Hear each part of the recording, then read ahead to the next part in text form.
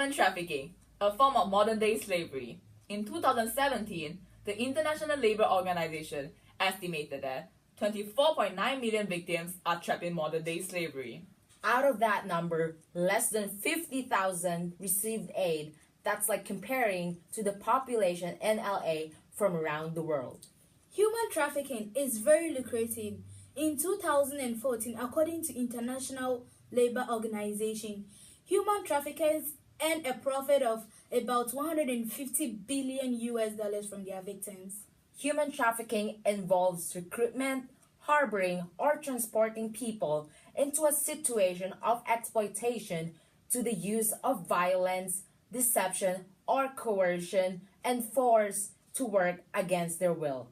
Human trafficking is the third largest crime in the whole world. It is a grave violation of human rights. In conjunction with Human Trafficking Awareness Month in January 2018 and Virtual Exchange Context organized by Program of Academic Exchange for Better Understanding for a Better World. I, Fadsmia, from the Republic of the Philippines. I, Gwen from Malaysia. I, Priscilla from Ghana.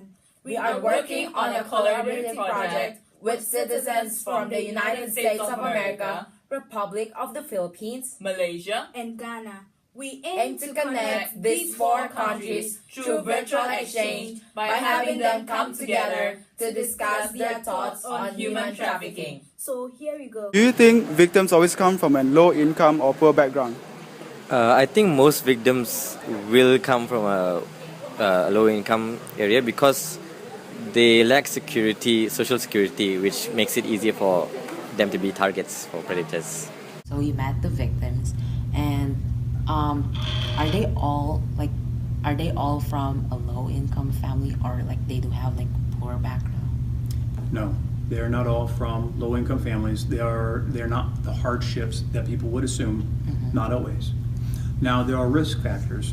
Somebody that does have a financial burden in their life, somebody that comes from a blended family or a family that's just completely tore apart, they have high risks. They have, and we're talking about domestic.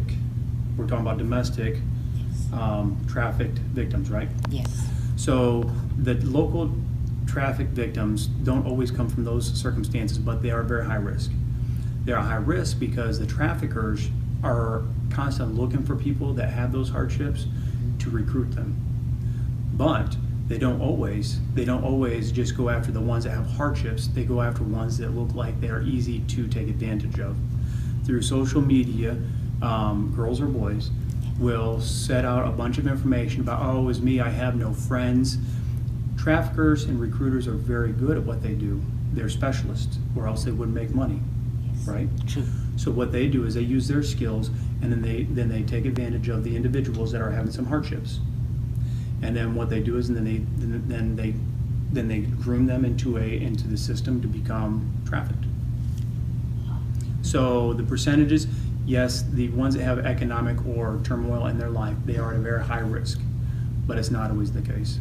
Some people that come from very good, decent families have either money together, they just, for whatever reason, end up getting into situations that they're later trafficked. Okay. Okay, so do you think the most vulnerable victims of human trafficking comes from a family with low income or with uneducational background? There's a complexity of factors. You mentioned a few of them.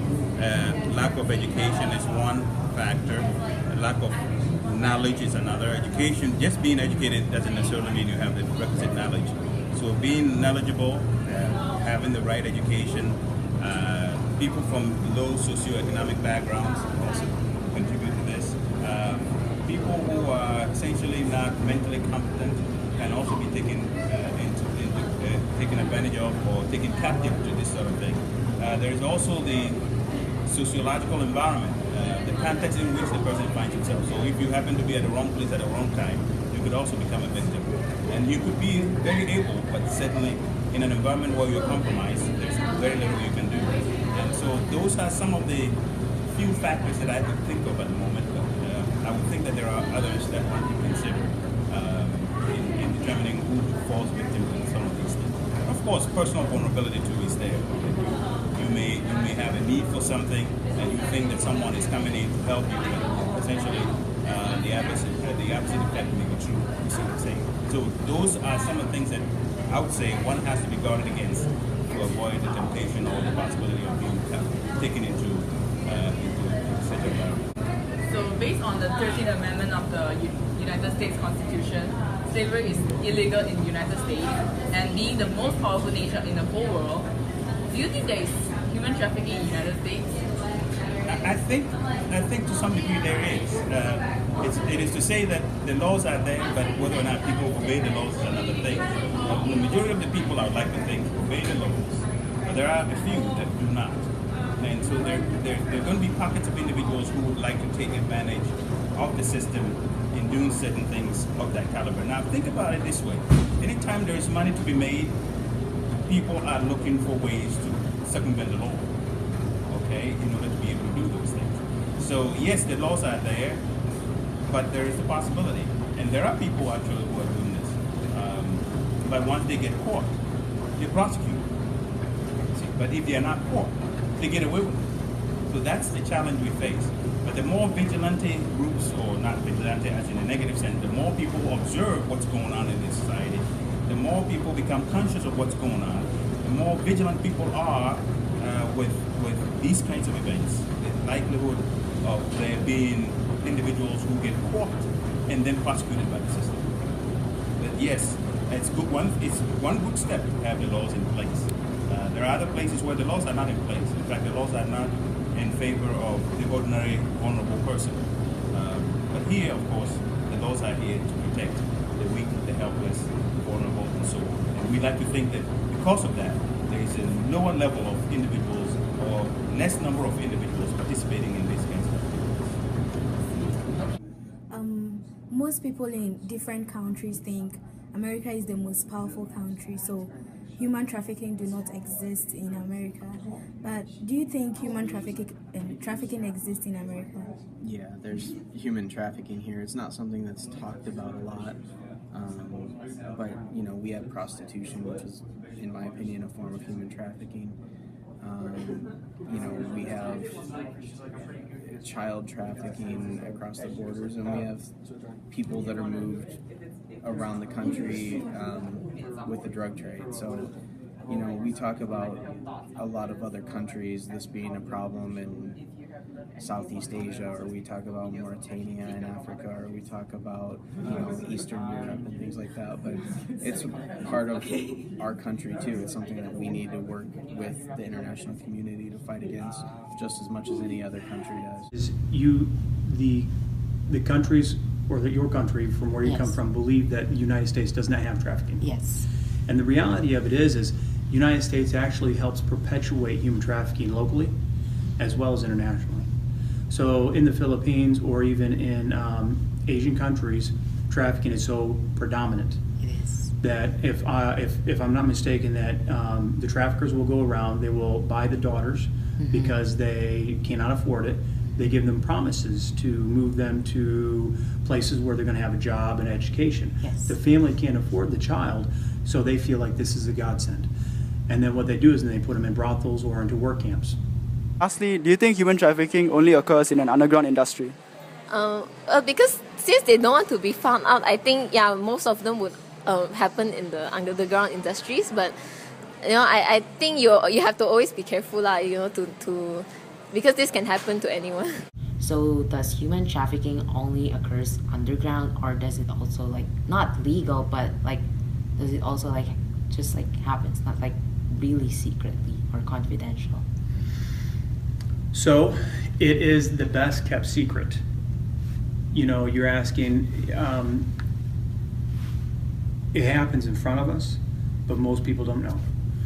So, if we're talking about domestic trafficking, one of the things that I really focus on, because I feel like I have more of an impact, especially for the underage. It happens, a sexual deviant or somebody that's a sexual predator knows that they shouldn't be doing the things they're doing, but they are obsessed with doing those things. So they don't go make it public to say, hey, this is what I'm doing.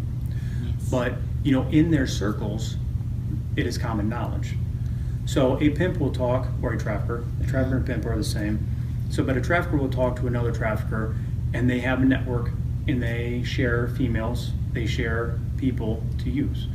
And in fact, here in the United States, have you ever heard of the players ball?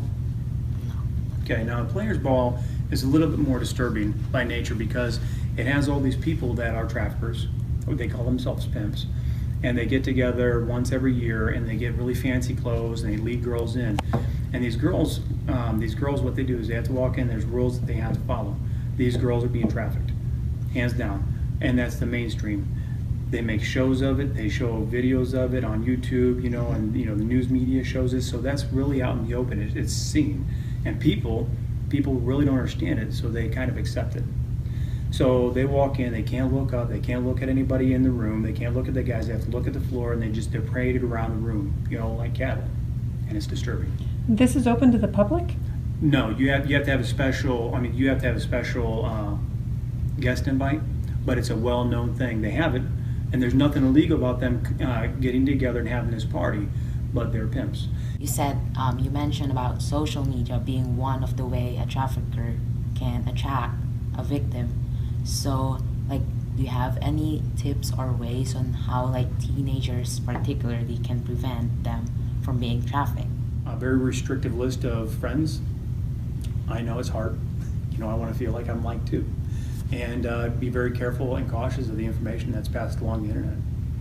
So, and then realize that if somebody, and this big one, if somebody is trying to get somebody to do something involuntary servitude, whether it's, it could be simply come over and work in my house and clean it up every single day, or else I'm gonna tell everybody, man, that's still trafficking, that's still extortion. But hey, if you don't do this, if you don't go have sex with these guys for money, then I'm gonna tell. Sometimes it's just better to accept the fault and accept that what happened was terrible and move forward and go get help. So there are a lot of people, and I work with the federal agencies as well as state agencies, and we work on cases like these all the time. So. Okay, can I ask? I want to also find out people that are rescued from the they're able to You are saying that child value, let's say from 18 years, whenever you are forced into sexual activities and stuff. Even if you are rescued, let's say after a year or so, when you are rescued, it's very difficult for you to be in a relationship. In the sense that most of them, if they see this guy, then they so they are scared of guys. Even those who are sent into the slavery and stuff, when they come, it's very difficult for them to socialize with people. This is open to the public? No, you have to have a special, guest invite, but it's a well-known thing. They have it, and there's nothing illegal about them getting together and having this party. But there are people who are thinking about you that are working for this cause, and our voice needs to be stronger. But there are people that are in your corner that are fighting for you. So don't give up hope. There's always hope. There's always light at the end of the tunnel. And we're working for you. There's hope for human trafficking to end as long as people keep fighting and raising awareness. So don't give up. I would say that we have to come up with a solution that we can eradicate this problem worldwide, and then there would be no slavery or child labor, and even modern day slavery that's like a norm these days. So we have to make laws that can remove this in our countries. That if we all work together in different countries, that we can all stop human trafficking. It has been interesting to see members of different nationalities come together and discuss their thoughts on human trafficking. With that being said, this awareness needs to happen now so we can finally achieve equality, peace, and finally justice. We should be aware of this issue because it is happening all around the world. Victims are too scared to come forward. Even if they do find an opportunity, Communities are blind to their captivity. Outsiders can be reluctant to believe such fantastic sounding stories of exploitation and abuse. We are all created equal. No one has the right to exploit others. Neither should anyone be ill-treated. Be well informed. Set up a web alert to receive current human trafficking news. Become familiar with available public awareness materials. And finally, as youth, we can volunteer and support anti-trafficking efforts in our community. Together, we can make the world a better place. Thank you.